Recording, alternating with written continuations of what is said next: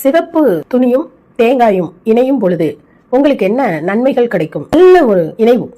ஒரு காட்டன் துணி எடுத்துக்கொண்டாலும் சரி, பட்டு துணி எடுத்துக்கொண்டாலும் சரி, அது சிவப்பாக இருக்க வேண்டும்.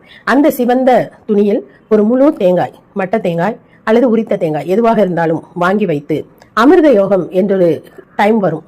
அந்த கிழமையில நீங்க இதை செய்கின்ற அன்னைக்கு அந்த நேரம் எப்பொழுது வரும் அப்படின்னு நீங்க பஞ்சாங்கத்துல பார்க்கும் பொழுது உங்களுக்கு தெரியும்.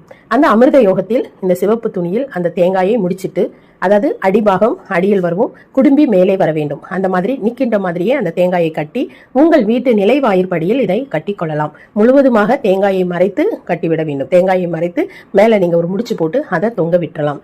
இப்படி செய்யும் பொழுது உங்கள் வீட்டில் எதிர்மறை ஆற்றல் விலகி நேர்மறை ஆற்றல் கிடைக்கக்கூடும். வியாபார ஸ்தலங்களிலும் இதை தாராளமாக செய்து கொள்ளலாம்.